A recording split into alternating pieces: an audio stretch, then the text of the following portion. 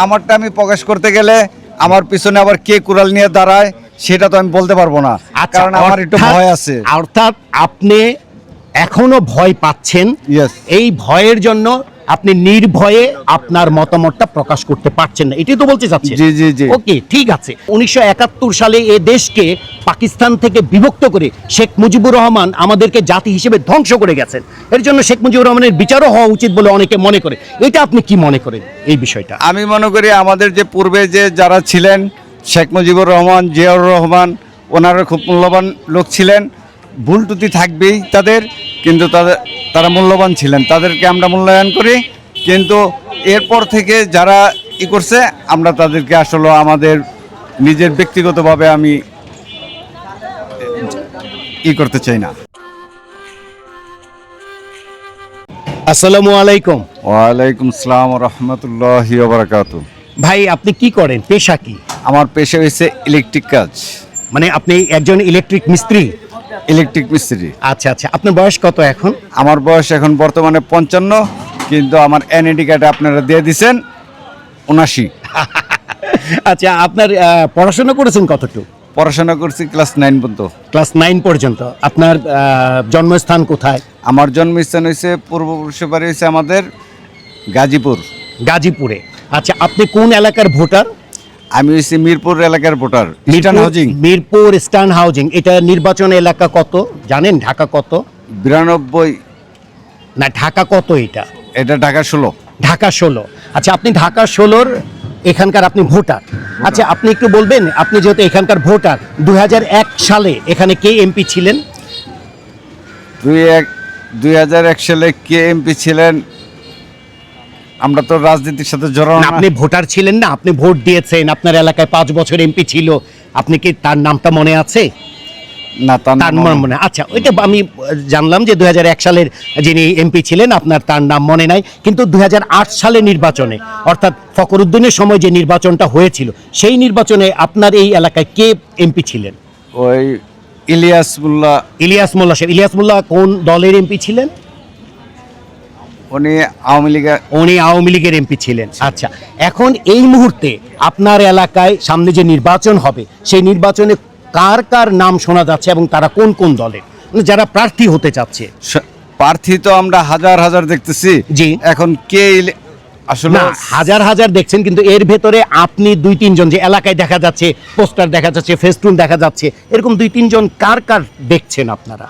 আমরা এখন জামাত ইসলামের একজনের, ওনার নাম জানি না, ওনার নামও শুনতেছি। জি। এবং ওই আমিনুল হক সাহেবের নামও শুনতেছি। আমিনুল হক সাহেব উনি কোন দলের?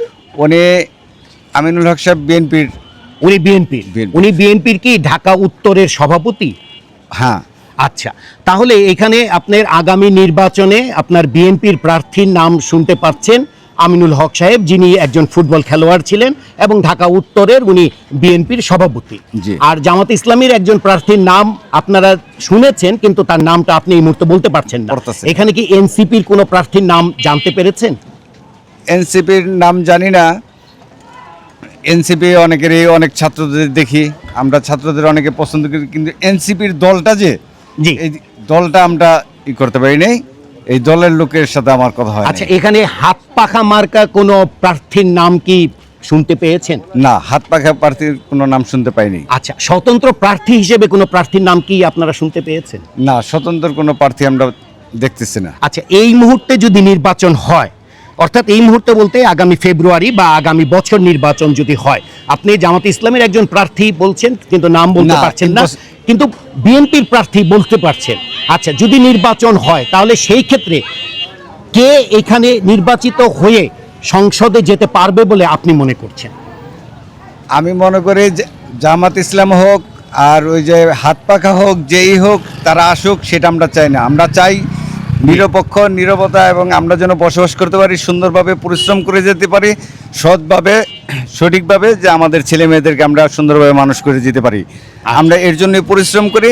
এই যে আমার বয়স এত হয়েছে, তারপর আমরা পরিশ্রম করে যাচ্ছি শুধু ছেলে মেয়েদেরকে লেখাপড়া করার জন্য। আচ্ছা, আপনি খুব চমৎকার এই কথাটা বলেছেন, কিন্তু এরপরেও একটি কথা আসে যে আপনি একজন এই এলাকার ভোটার এবং একজন আপনি মধ্যবয়সী একজন মানুষ এবং আপনি একজন বিচক্ষণ মানুষ, তাই সেই হিসেবে আপনি অনেক মানুষের সাথে মিশেন সেই হিসেবে আমি আপনাকে একটা প্রশ্ন করতে চাই যে আপনার দৃষ্টিতে আগামীতে কে সরকার গঠন করলে এই দেশটা শান্তি এবং সমৃদ্ধির দেশ হবে বলে আপনি ব্যক্তিগতভাবে মনে করছেন?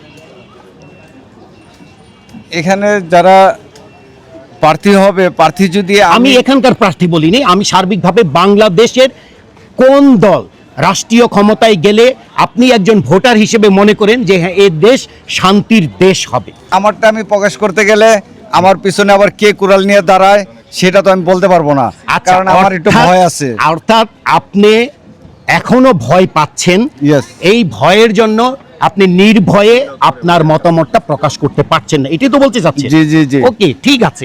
এখন আমি আপনাকে একটা প্রশ্ন জিজ্ঞাসা করব, একটু অন্যরকম। সেটা হচ্ছে যে আপনার মতে 1971 সাল এদেশের গৌরবোজ্জ্বলের মুক্তিযুদ্ধের বছর নাকি নিছক গন্ডগোলের বছর? 71 সংগ্রামটা দেখি নাই, 71 সংগ্রামটা দেখি নাই, কিন্তু আমরা পূর্বে অতীতে যা হয়েছে সেটার দিকে আমরা নজর রাখতে চাচ্ছি না। আমরা চাচ্ছি যে আমাদের যে ফিউচারে যে আমাদের ছেলে মেয়েদের যে ভবিষ্যৎ আছে আমরা তাদের দিকে খেয়াল করতে চাচ্ছি।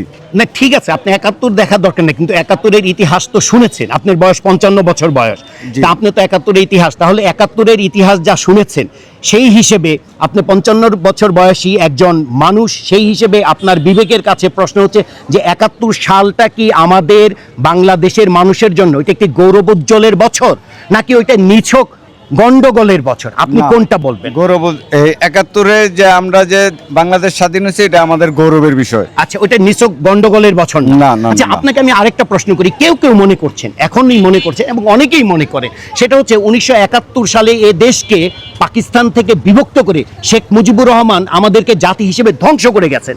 এর জন্য শেখ মুজিবুর রহমানের বিচারও হওয়া উচিত বলে অনেকে মনে করে। এটা আপনি কি মনে করেন এই বিষয়টা? আমি মনে করি আমাদের যে পূর্বে যে যারা ছিলেন, শেখ মুজিবুর রহমান, জিয়াউর রহমান, ওনারা খুব মূল্যবান লোক ছিলেন। ভুল ত্রুটি থাকবেই তাদের, কিন্তু তারা মূল্যবান ছিলেন, তাদেরকে আমরা মূল্যায়ন করি। কিন্তু এরপর থেকে যারা করছে আমরা তাদেরকে আসলে আমাদের নিজের ব্যক্তিগতভাবে আমি করতে চাই না। আচ্ছা ঠিক আছে, আপনি মানে দুজন বাংলাদেশের রাজনীতির যারা পদ দেখিয়েছেন এবং দুটো দলের বাংলাদেশে বৃহৎ দলে, তাদের সম্পর্কে আপনি বলতে চাচ্ছেন যে তারা আমাদের পায়োনিয়ার, এটাই বলতে চাচ্ছি। ঠিক আছে, আপনার সাথে অনেকেই একমত আছে, কিন্তু আমি বলছি যে শেখ মুজিবুর রহমান তো পাকিস্তান থেকে আমাদেরকে তো বিভক্ত করে ফেললো, তাহলে এটা কি সে অন্যায় করেছিল না এটা ঠিক করেছিল? না, সেটা ঠিক করছে সে, সেটা ঠিক করেছিল। জি। আচ্ছা, আরেকটি প্রশ্ন আপনাকে আমি করতে চাচ্ছি, সেটা হচ্ছে যে আগামী নির্বাচনে যারা নির্বাচিত হবে তাদের ভেতরে আপনি কাকে প্রধানমন্ত্রী হিসেবে দেখতে চান? আমি যারা এই রাষ্ট্রে এই সাধারণ জনগণ যাদেরকে পছন্দ করবে, যেমন আমি সাধারণ একজন লোক, আমি যাকে পছন্দ করব আমি তাকে ভোট দেবো, এবং আমার মতের মধ্যে যে প্রধানমন্ত্রী হবে তাকে আমি আসলে ভোট দেওয়ার ইচ্ছা, না হয়তো আমার ভোটটা আসলে আমি অফিস রাখবো। আচ্ছা, তার মানে আপনার এই যে যে নির্বাচনী এলাকা, সেই নির্বাচনী এলাকায় আপনার পছন্দনীয় ভোটার মানে যিনি প্রার্থী উনি যদি না দাঁড়ান তাহলে আপনি ভোট কেন্দ্রে ভোটই দিতে যাবেন না? না, আপনি যাবেন না, আপনার ফ্যামিলির অন্যরা যাবে? না, তাদেরকে আমি যখন আমার ফ্যামিলির গার্জিয়ান এবং ফ্যামিলির সদস্য আছি, আমাদের কাউকে আমরা এই জিনিসটা করতে দিব না। আচ্ছা, আপনার ফ্যামিলি টোটাল ভোটার কয়জন? আমাদের ফ্যামিলিতে টোটাল প্রায় 20-22 জন ভোটার আছে। 20-22 জন ভোটার। আচ্ছা, ধরেন যে আগামী নির্বাচনে আপনি জানেন যে সাময়িকভাবে আওয়ামী লীগকে ভোট থেকে বিরত রাখা হয়েছে, তাহলে আগামী নির্বাচনে আওয়ামী লীগ ভোটে যেতে পারছে না। আওয়ামী লীগ ভোটে যেতে পারুক অথবা না পারুক সেটা আইন দেখবে, আইন মোতাবেক যদি আওয়ামী লীগ আসতে পারে অসুবিধা নেই, এর জন্য আমরা আছি।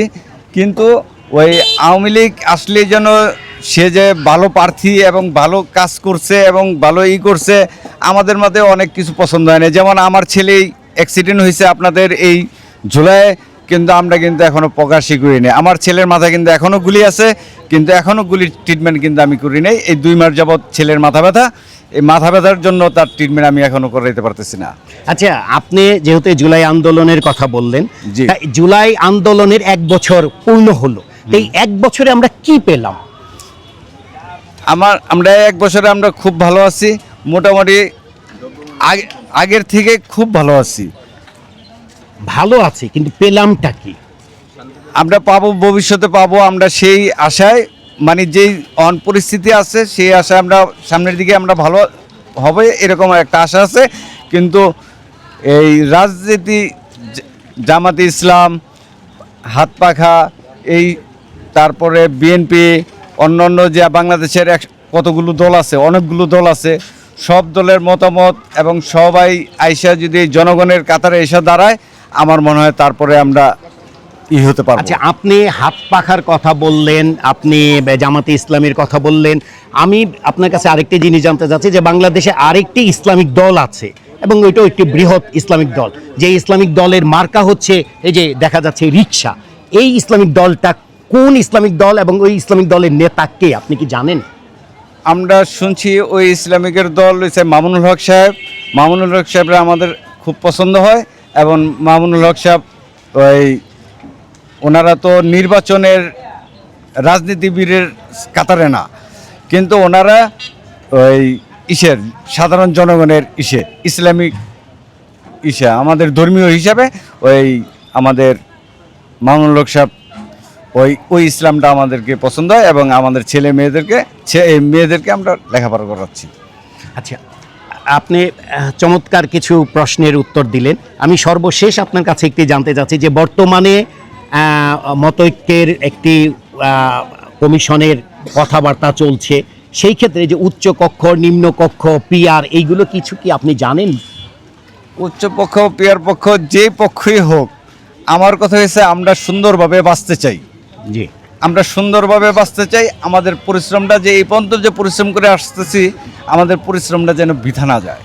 আচ্ছা, আপনার এলাকা ধরেন দলীয় প্রার্থীর বাইরে কোনো একজন স্বতন্ত্র প্রার্থী যিনি মুক্তিযুদ্ধের পক্ষের প্রার্থী আপনার এলাকায় দাঁড়ালো, সেই ক্ষেত্রে আপনার সিদ্ধান্তটা কি হবে? মুক্তিযুদ্ধের পক্ষে থাকলে হবে না, কারণ তার চরিত্র যদি ঠিক না থাকে আমরা তাকে সাপোর্ট দিব না।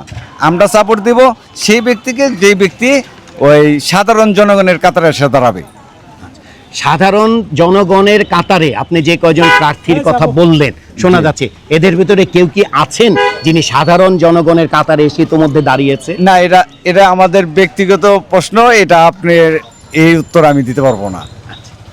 আচ্ছা, সর্বশেষ আমি বলতে চাই সেটা হচ্ছে যে বর্তমানে বাজারে চাউলের দাম কত যাচ্ছে? চাউলের দাম যাচ্ছে, আমরা চাল তো খাচ্ছি 70 টাকা করে। 70 টাকা। 70 টাকা। আচ্ছা, 70 টাকা কেজি চাউল এখন খাচ্ছেন। বিগত গভর্নমেন্টের শেষ সময়ে কত টাকা কেজি চাউল খেয়েছেন? পেঁয়াজ কেজি 300 টাকা কেজি। আমি পেঁয়াজ বলিনি, আমি চাউলের কথা বলছি। আচ্ছা, চাউলে আসেন। কত টাকা খেয়েছেন? চাউলে আমাদেরকে শুধু বলছেই 10 টাকা কেজি আপনাদেরকে দিব। বলছি না, খেয়েছেন কত টাকা? আমরা পাই নাই। খেয়েছেন কত টাকা? আমরা খাইছি, আমরা যে 80-র উপরে আমাদের চাইলে এসে পড়ছিল, আবার কমছিল, সেটা ছিল, মানে তাই বলে যে 70-এর নিচে নেমে গেছিল এমন হয় নাই। আচ্ছা, তার মানে আপনার বিগত গভর্নমেন্টের সময়েও আপনারা 70 টাকা কেজি চাউল খেয়েছেন, এখনো 70 টাকা কেজি চাউল খাচ্ছেন। আমরা সবজির জায়গায় আমরা হাতি দিতে পারি নাই। আমরা সবজি খুব দামে ছিল, পেঁয়াজ খুব দামে ছিল, মরিচ 200 টাকা ছিল, খুব দামে ছিল আমাদের জন্য। সাধারণ আমরা যে দিনমজুর লোক, আমাদের এগুলি ক্রয় করা খুব অসম্ভব ছিল। আচ্ছা, সামনে তো নির্বাচন।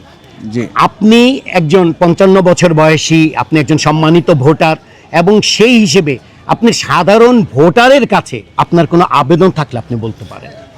আমি সাধারণ ভোটারের কাছে আবেদন করতে চাই যে ব্যক্তি দেখে এবং মার্কা না, শুধু ব্যক্তি দেখে আমার মনে হয় ভোট দেওয়াটা আমাদের উচিত। কারণ আমরা নিরপেক্ষ এবং নীরবতাভাবে যেন আমরা সামনের ভবিষ্যতে যেন আমরা রাষ্ট্রের উন্নতি করতে পারে ছেলেমেয়েরা আমাদের, সেটা আমরা চাই।